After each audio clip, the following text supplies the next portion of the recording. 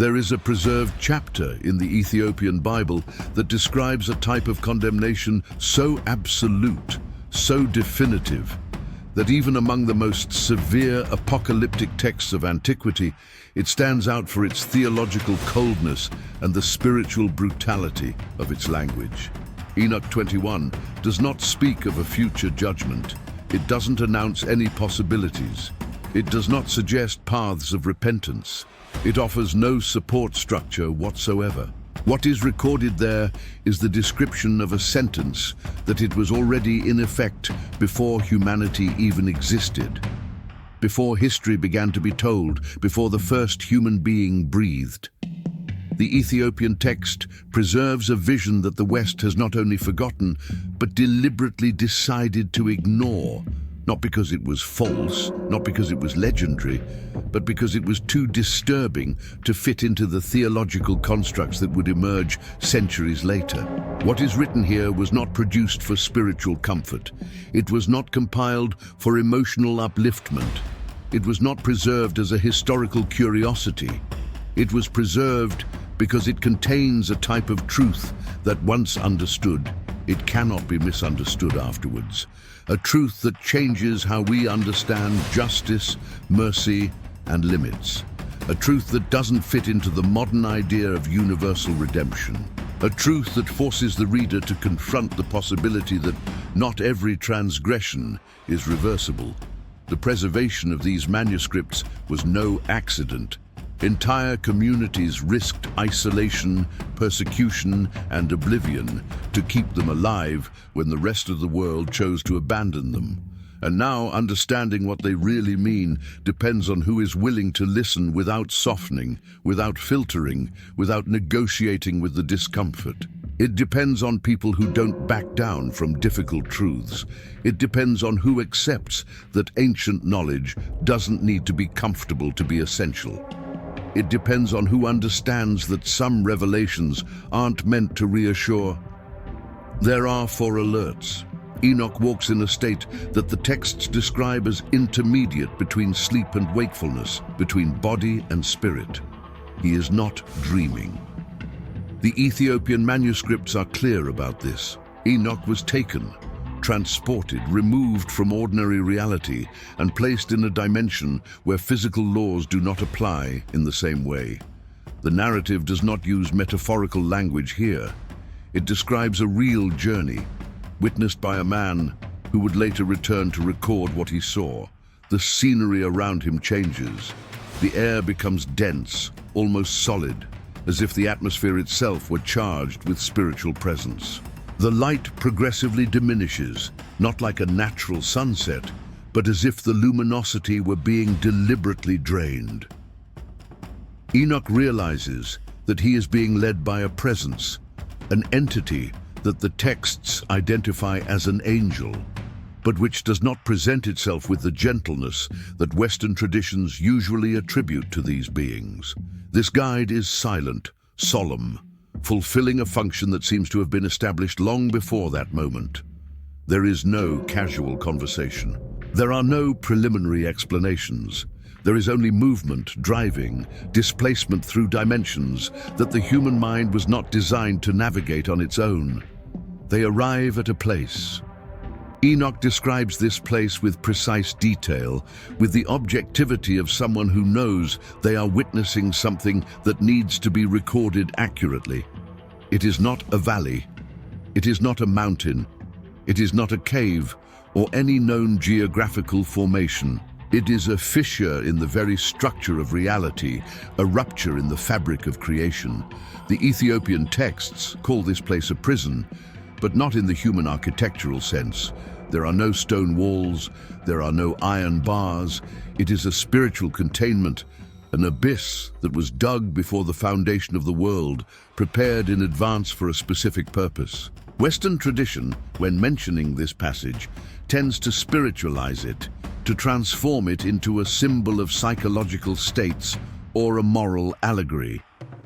But the manuscripts preserved in Ethiopia do not do this. They present the place as concrete, as geographically located within the spiritual cosmology, as a real coordinate on a map that transcends the three dimensions we know. Enoch stands before something that actually exists, not as an allegory, but as a structure prepared for a specific purpose, kept functioning by laws that operate beyond human comprehension. What he sees within that fissure is described with a coldness that makes the account even more disturbing. There is fire, but it is not the fire that consumes and ends, that turns matter to ashes and then goes out. It is a fire that burns without completely destroying, that causes continuous torment without offering liberation from annihilation. It is fire that keeps its object intact precisely so that it can continue burning indefinitely. Ethiopian tradition preserves the idea that certain divine judgments have no programmed end. They simply are. They exist. They continue.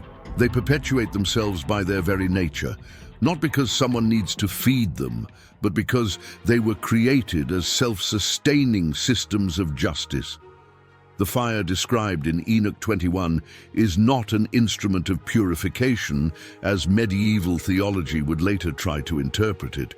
It is not a pedagogical tool intended to teach lessons that will eventually be learned. It is a permanent execution of a sentence that was pronounced before time began to be counted, before the first star was lit, before the first creature breathed.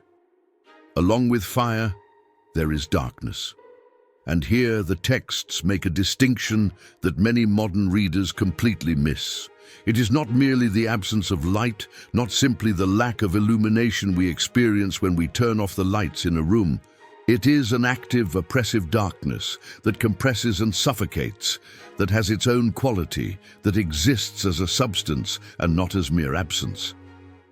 The Ethiopian manuscripts describe this darkness as an almost living entity, something that weighs on what it imprisons, that exerts constant pressure. Enoch witnesses this darkness and realizes that it is not circumstantial. It is not a side effect of the lack of light. It was designed. It was created with the same intentionality with which an architect designs a structure for specific purposes. The abyss is not the result of primordial chaos. It is not an anomaly in creation. It is the result of divine planning, of cosmic engineering executed with absolute precision. It was measured, calculated, built to function exactly as it does. But what Enoch sees next is even more disturbing than the prison environment. Within this structure of fire and darkness, there are presences, conscious entities, beings that once inhabited other spheres and are now confined. The texts identify them as the Watchers, the angels who, according to Enochian cosmology, descended to Earth fully aware of what they were doing, mingled with humanity in ways that violated fundamental boundaries, taught knowledge that should have remained hidden, and generated a hybrid lineage that corrupted creation in a way that almost rendered it unviable. The canonical biblical narrative mentions this only briefly in Genesis 6, almost cryptically, as if it were a minor detail in the story of the flood. But the Ethiopian texts expand the story with a wealth of detail that Western tradition deliberately left out, not by accident, but by the conscious decision of councils that deemed the material too problematic. The Watchers are not presented as ambiguous figures, as beings who committed well-intentioned errors. They are conscious transgressors who violated established boundaries with full knowledge of the consequences, who chose rebellion not out of ignorance, but out of deliberate will, and now face the exact consequences they knew would come. Enoch describes the state of these beings with details that reveal both human compassion and brutal honesty. They are imprisoned, but fully conscious. This is the crucial point that differentiates this judgment from simple annihilation. The sentence did not remove them from existence. It did not erase them from the record of creation. It keeps them in a state of perpetual torment, fully aware of what they have lost, what they have done, the magnitude of their transgression, and the absolute impossibility of reversal. The Ethiopian manuscripts record that these beings cry out, they utter supplications, they ask for intercession. They plead that Enoch carry their words back to the heavens, that he negotiate on their behalf, that he present their arguments, their justifications, their explanations. But the text makes it absolutely clear that this cry is useless, not because no one is listening, not because the supplications are insufficiently eloquent, but because the sentence has already been given, the judgment has already been executed, and there is no court of appeal, there is no review of the process. There is no escape clause. What has been decided remains decided, not out of divine stubbornness, but because the very nature of the transgression has made reversal impossible. The Ethiopian text pauses here, a deliberate literary pause, and this is no accident.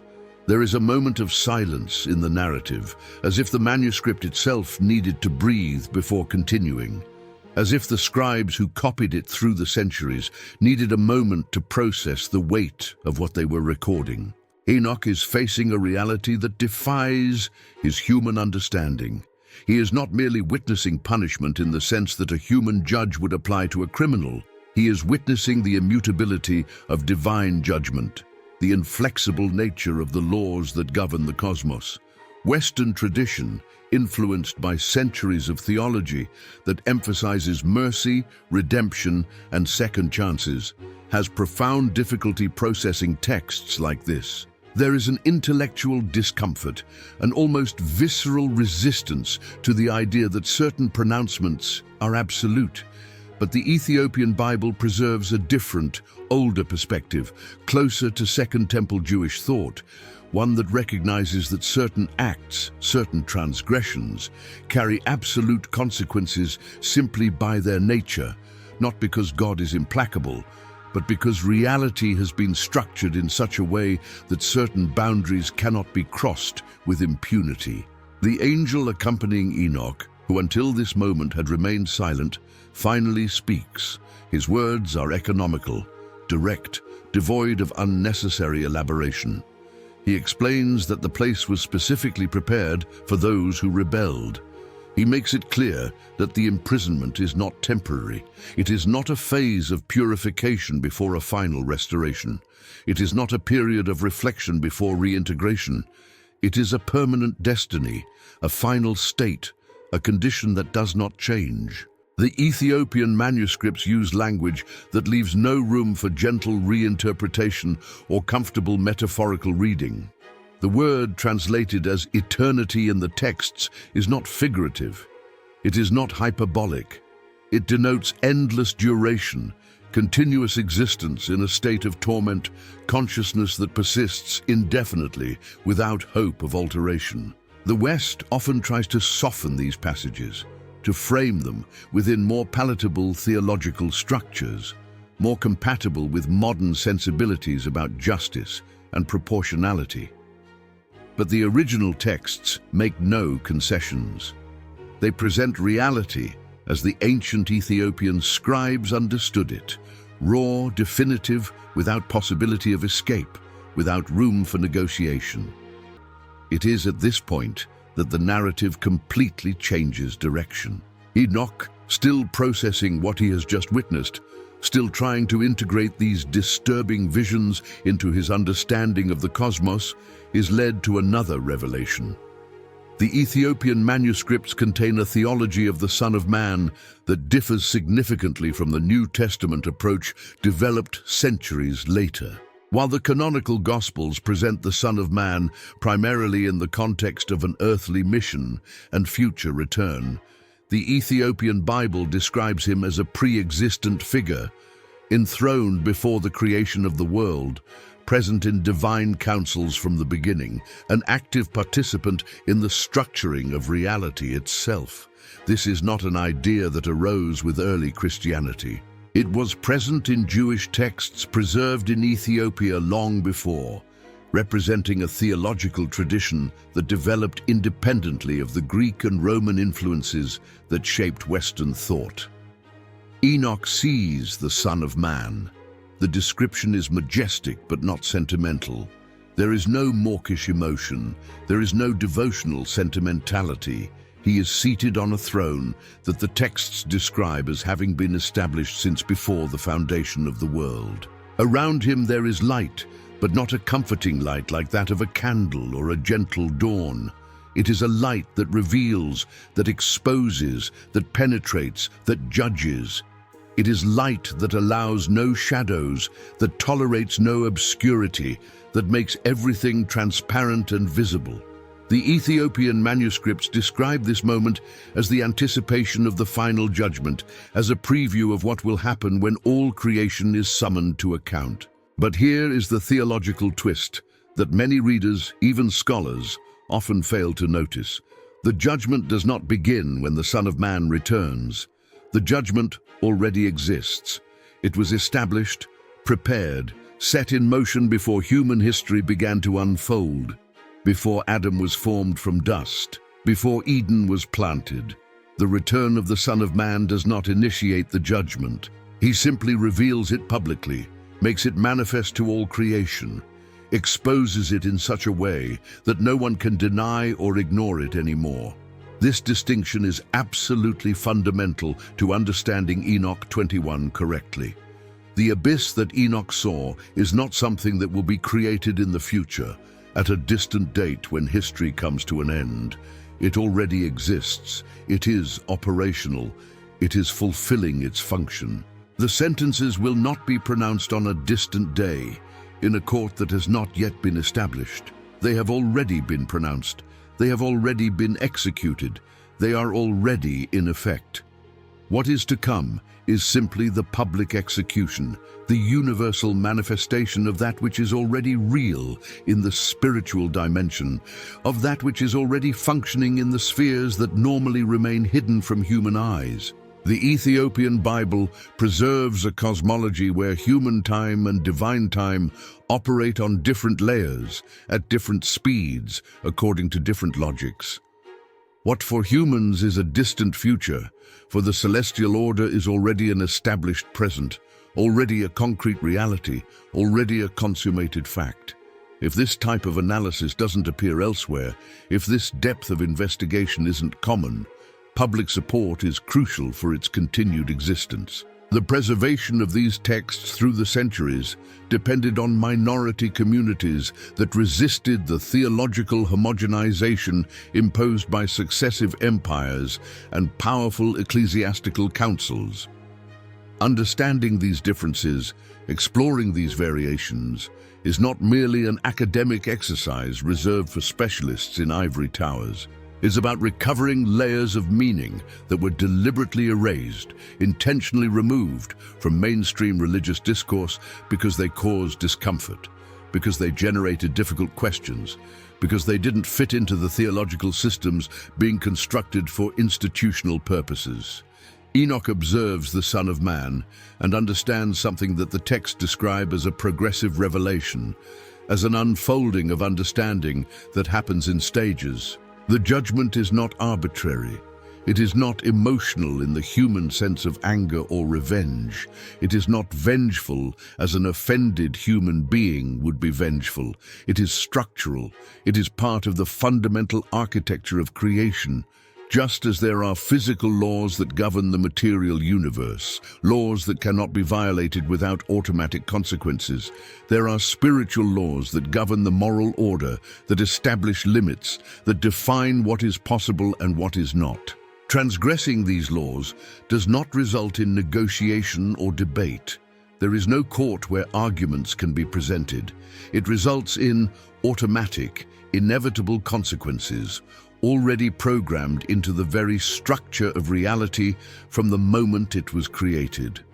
The Watchers transgressed these fundamental laws. They did not stumble upon them by accident. They did not violate them out of ignorance or momentary weakness. They knew the laws perfectly.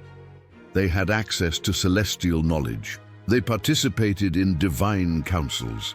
Their actions were not the result of confusion or vulnerability. They were deliberate choices, made with full awareness of the consequences, executed with clear determination, despite knowing exactly what would happen. And that is precisely why the sentence is so absolute, so inflexible, so permanent. There are no mitigating circumstances. There are no special circumstances that can be alleged. There is no possible defense. There is only the automatic execution of the law that has always been in force, that has always been known, that has never been secret or hidden. Western tradition, shaped by centuries of Greek and Roman philosophy and influenced by Aristotelian categories of thought, developed a theology that emphasizes free will, genuine repentance, and the possibility of redemption. These are valuable contributions, important insights into the nature of human moral experience. But they do not represent the totality of the ancient biblical perspective. They are one interpretation, one reading, one tradition among many possible ones. The Ethiopian texts preserve an older view, closer to Second Temple Judaism, predating the philosophical syntheses that occurred when Christianity expanded into the Greco-Roman world. In this older view, divine justice was understood as more rigid, more structural, more automatic, less subject to negotiation or modification. This does not mean that mercy did not exist or that compassion was not recognized, but it does mean that certain boundaries, once crossed with full awareness and deliberation, could not be uncrossed, not because God refused to uncross them, but because the very nature of the transgression made reversal ontologically impossible. Enoch 21 describes what happens when these absolute limits are violated. And the description is deliberately cruel, deliberately harsh, deliberately devoid of softening, because the reality it represents is cruel. It is not sadistic cruelty. It is not gratuitous or arbitrary cruelty. It is necessary cruelty. From the rigid perspective of the text, it is what keeps the cosmic order functioning. It is what prevents rebellion from spreading indefinitely throughout creation. It is what ensures that reality, despite all its wounds, despite all its scars, continues to exist in a minimally coherent and stable way. The fire that Enoch witnesses burning the watchers does not have a purifying function. This is an idea that came much later, influenced by medieval theologies that attempted to soften the harshness of ancient texts, which sought to find redemptive purpose even in the most severe judgments. The fire in Enoch 21 is purely retributive. It exists because transgression demands a proportional response, and the watcher's transgression was of such magnitude, such depth, such destructive scope, that the response needed to be eternal. They did not merely sin in the common sense. They did not merely commit moral errors. They corrupted creation at a fundamental level. They mixed dimensions that should have remained separate. They crossed ontological boundaries that existed for structural reasons.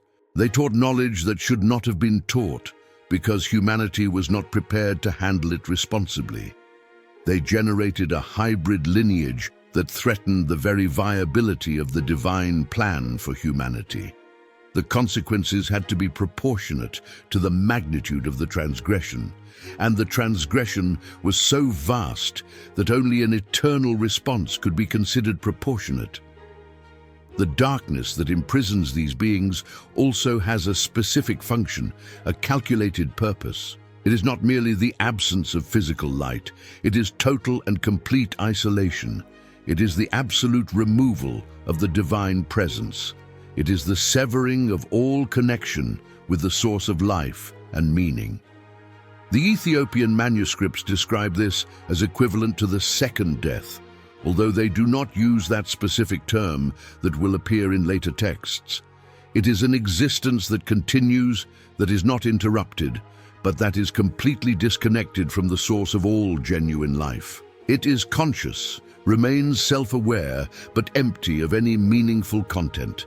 It is eternal in its duration, but without purpose or direction. It is the complete antithesis of everything that creation should be, of everything that existence was designed to express. Enoch, demonstrating the curiosity that characterizes his journey through the texts, asks the angel how long this sentence will last. The answer is recorded with brutal clarity that allows no ambiguity, until the day of the great judgment. But the Ethiopian text clarifies immediately, to avoid misunderstandings, that this day is not a review of the sentence. It is not an opportunity for appeal. It is not a new trial where evidence will be re-evaluated. It is the public confirmation of the sentence that is already in effect. It is the moment when what was hidden becomes manifest to all. It is when all creation, all beings, all entities, and all dimensions will clearly see that the judgment has already been executed, that justice has already been done, that cosmic order has already been preserved through severe but necessary measures. But the text is not yet finished revealing itself. Enoch continues his journey and is led to witness other prisons, other abysses, other categories of judgment. The Ethiopian manuscripts describe a stratified, hierarchical cosmology, where different types of transgression result in different types of confinement, where justice is precisely calibrated. It is not a uniform system where all punishments are identical. It is a carefully constructed hierarchy of sentences, each designed to correspond to the specific nature of the rebellion that motivated it, each adjusted to be proportional to the particular gravity of the transgression committed. This reveals a theological sophistication that is often overlooked by readers who see these texts as primitive or simplistic. The ancient Ethiopian scribes were not simply recording horror stories to frighten the faithful. They were codifying an extremely complex understanding of cosmic justice, an elaborate philosophy of how the moral order of the universe is maintained and preserved. The specific imprisonment of the watchers in Enoch 21 is described as especially severe, the harshest among the various categories of judgment, because their transgression was particularly grave, especially destructive. They were not humans who sinned through weakness of the flesh.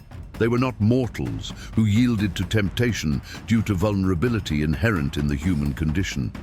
They were celestial beings who sinned by absolutely deliberate choice. They had complete and comprehensive knowledge. They had direct and continuous access to the divine presence. They perfectly understood the laws governing reality.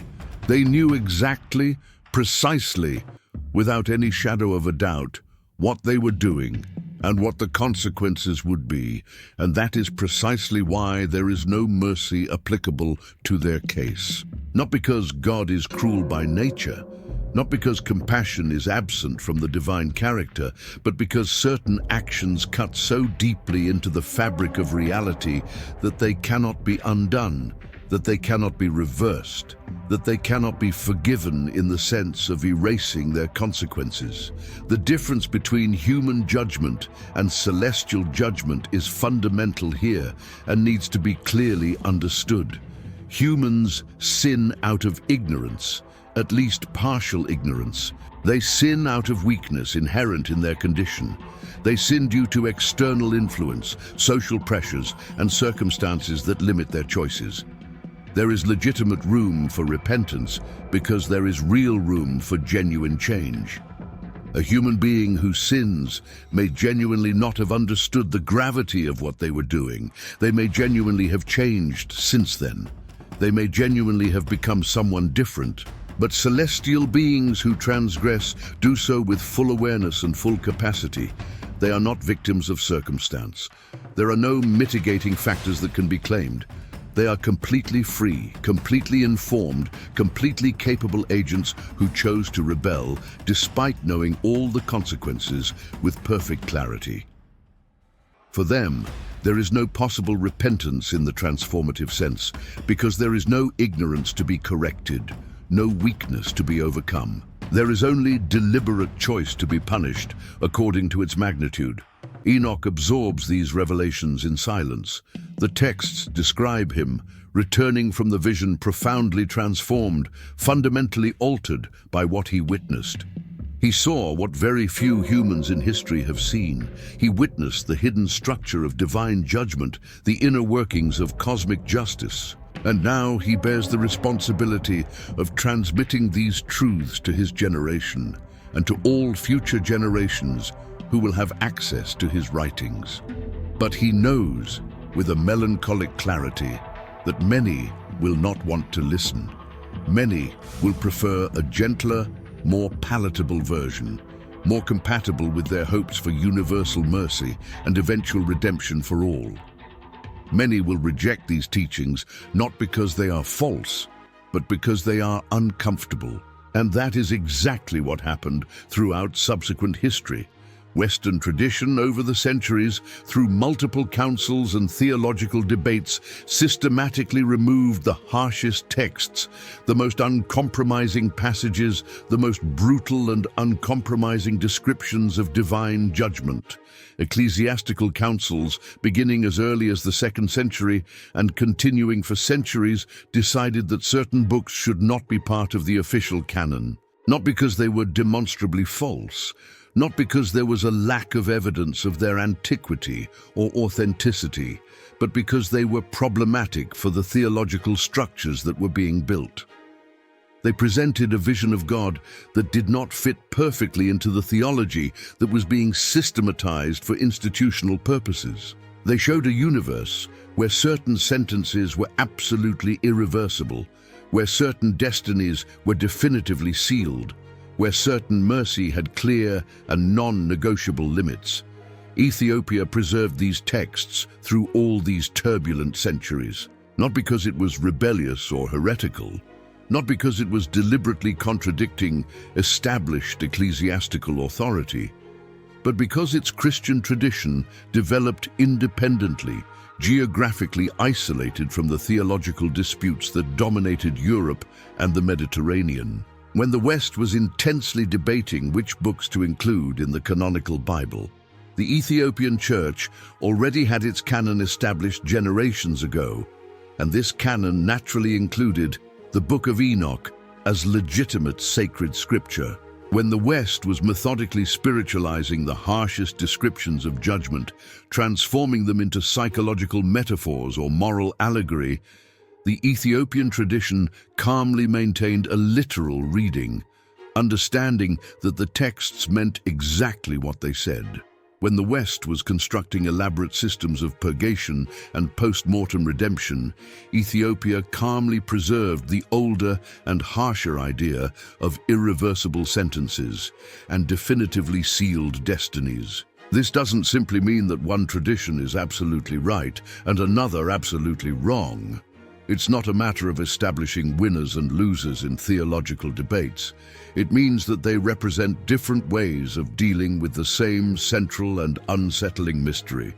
How can a God, who is defined as good, execute judgment so severe, so permanent, so seemingly disproportionate? The Western response strongly emphasizes mercy and the ever-present possibility of redemption.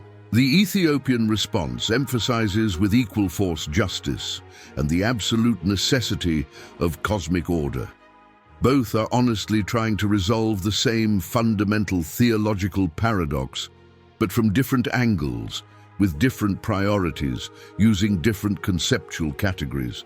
Enoch 21 forces the reader to confront one of the most uncomfortable ideas in ancient theology, that not every choice is reversible, not every destiny remains open, and not every transgression allows for return. The Ethiopian manuscripts do not present a God reacting emotionally to sin, but a reality structured in such a way that certain actions activate automatic, inevitable consequences incorporated into the very architecture of the cosmos. Judgment in this system is not divine whim. It is ontological law. It is the structural functioning of creation. The watchers are not punished because God is offended. They are imprisoned because they crossed boundaries that cannot be uncrossed. They mixed domains that should not touch. They altered creation at a fundamental level, and therefore there is no possible restoration. There is no appeal. There is no negotiation. The sentence is not cruel out of emotion, but inflexible out of necessity. Reality demands this response in order to continue existing. What makes this vision even more disturbing is that it is not future. It is not a threat. It is not a possibility. It is the present state. The abyss already exists. The prison is already active. The sentences are already in effect. The trial will not begin at the end of time. It will only be revealed publicly. What seems like the future to us is already a fait accompli in Ethiopian logic. This reading dismantles the comfortable idea that everything can always be corrected at the last minute. It affirms that there is indeed a real point of no return, that there are choices made with full awareness that seal destinies definitively, that cosmic justice has non-negotiable limits, and that mercy, although real, does not annul the structure of reality. That is why these texts were marginalized, not because they were false, but because they were unbearably clear, not because of heresy, but because of confrontation. They do not console, they warn, they do not reassure, they destabilize. They do not offer emotional relief, they offer structural truth. This is the central message of Enoch 21. Reality is not flexible to desire. Justice is not malleable to emotion. And not every abyss was made to be crossed. Some exist to separate definitively. If this type of profound content, without softening or theological concessions, makes sense to you, subscribe to the channel and leave your comment. That's what keeps this type of analysis alive.